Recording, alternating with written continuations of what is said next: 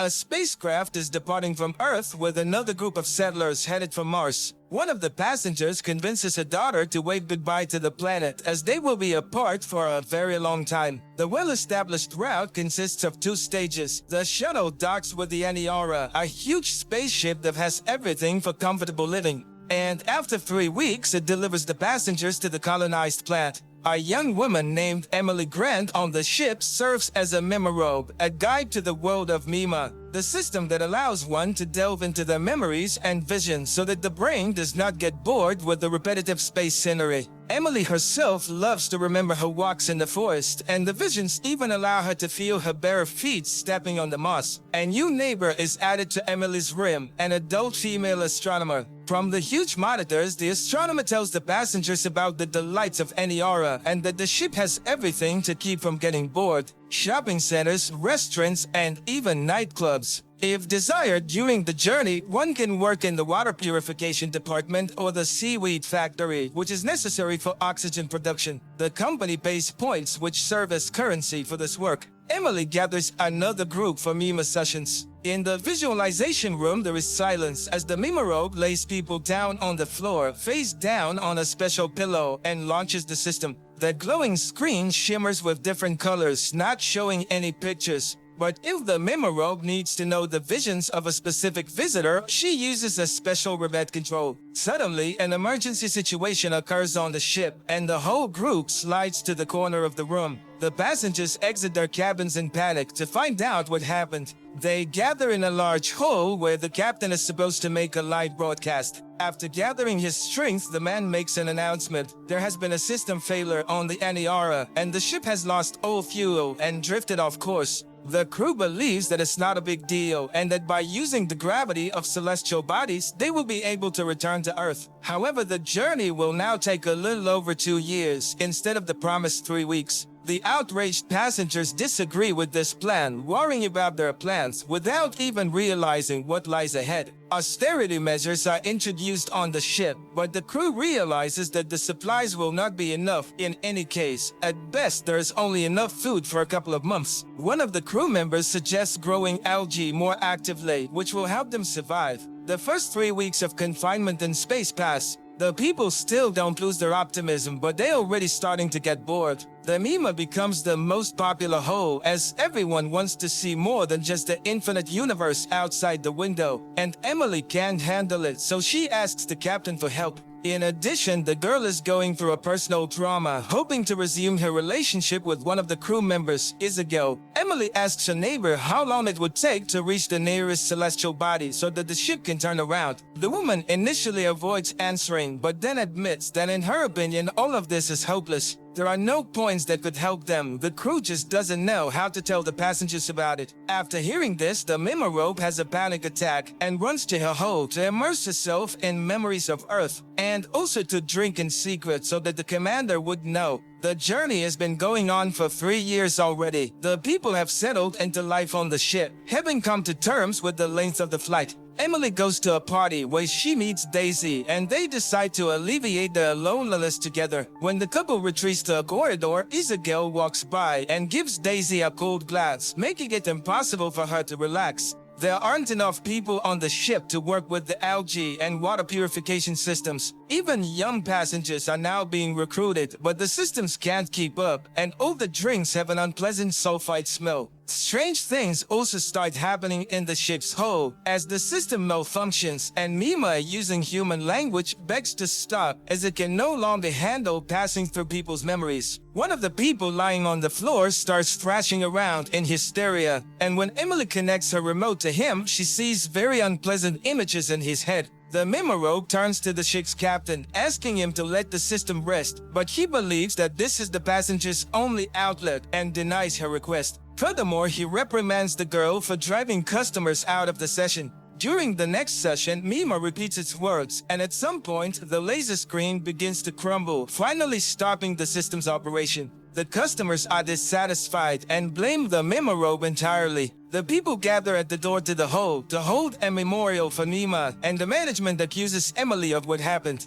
They catch the girl and punish her severely, after which they imprison her along with Isabel, who tried to defend her friend before the management. On the ship, a series of nervous breakdowns with fatal consequences begins, and the commander has no choice but to release everyone who is under guard to take up workstations. Dead bodies are sent in the open space, as the ship is not equipped to store them. Isabel is sent to work in the logistics department, and Emily returns to teaching, this time with the task of educating the children on board, focusing on space sciences that could help them with their return. During their time in confinement, the Mimorobe and Isabel developed a relationship, so they moved in together once they're free. Communities and groups emerge on the ship, each praying in their own way for a return and rescue. At one of the gatherings of a cult-like group, they invite the girls, as Emily was associated with Mima. In a dark room, the friends first become witnesses and then participants in love games, after which Isabel becomes pregnant. The girl falls into depression, fearing that her indulgence will bring another hostage into the situation, but Emily supports her with all her might. She even plans to make a light screen that would replace the dark picture outside the window with earthly landscapes, but the captain forbids wasting resources on such foolishness. The couple has a healthy boy who grows very quickly, but Isabel can't shake the feeling that she shouldn't have done it. While bathing with his son in the pool, she almost commits a terrible act, but fortunately she's distracted by a message from the captain, who urgently invites his former assistant to a meeting. It becomes revealed that after 6 years of travel, a flying machine has finally been detected, and a meeting with it will take place in about a year. Isabel measures the approximate size of the object and understands that it is unlikely to be a rescue ship, but everyone hopes that they will be able to obtain fuel from it to return to their route. Emily comes to the team to be with her girlfriend at such an important moment. The captain joyfully announces the discovery to the passengers, hoping to boost their morale, which he manages to do. To celebrate the occasion, a party is held on the ship, complete with drinks and leftover delicious food. As usual, the commander tries to present himself in the best light by claiming credit for the team's achievements. Throughout the year, everyone diligently trains to release probes and dock, and by the appointed time, everyone is fully prepared for the operation. The docking operation goes perfectly, and the giant space probe is placed in the ship's cargo hold for examination to determine if it contains any fuel and how radioactive it has become during its time in space. The son of Emily and Isabel is growing up, and the couple now has hope that he will see Earth. Due to a lack of peers, the boy is not developing well and hardly speaks.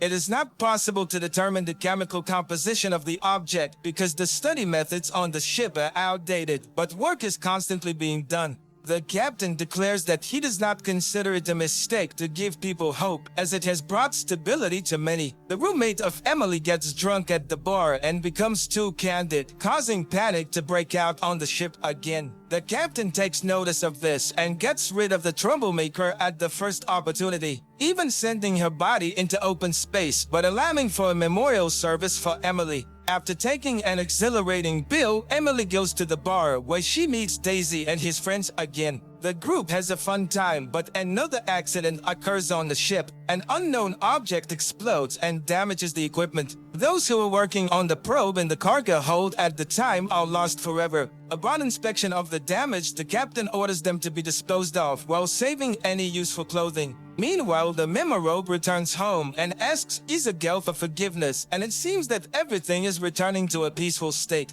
However, during the conversation, Emily realizes that her friend has developed mental disorders. After putting her son to bed, Emily shares her achievements at work with Isabel. The two women have a nice chat, and Emily is not worried about anything. Wishing her friend a good night, Emily leaves to finally connect the light screen she has long dreamed of creating. Everything works perfectly, and the remaining passengers on the ship marvel at the earthly landscapes with waterfalls and forests outside the window. As she listens to the words of gratitude, Emily plans to create new pictures. Emily runs to her cabin to hear the opinion of her family. She opens the door with the key, but it doesn't budge. Emily tries to fix the lock several times, but then realizes that something is blocking it from the inside. With effort, she finds a belt from a robe on the door handle and is a gallows nearby. Coming to her senses a few seconds later, Emily runs to Kasun's room, but there she's met with a terrible sight. It's the 10th year of the journey. The captain gathers the few remaining passengers in the main hold and presents Emily with an award for creating the light screen. As she receives the medal from the commander, the young woman notices traces of a nervous breakdown on his wrist. Giving a speech, the captain tries to appear heroic in this situation and suggests that they should be proud that they have gone farther than anyone has gone before. On the 24th year of the journey, only a few people remain alive. Old and wrinkled Emily leads a meeting of the survivors, where they pray for strength to be sent to them. The ship has long been powerless and is floating in space like a piece of space junk. And almost 6 million years later, the spacecraft Aniara approaches an unknown planet in the constellation of Lyra.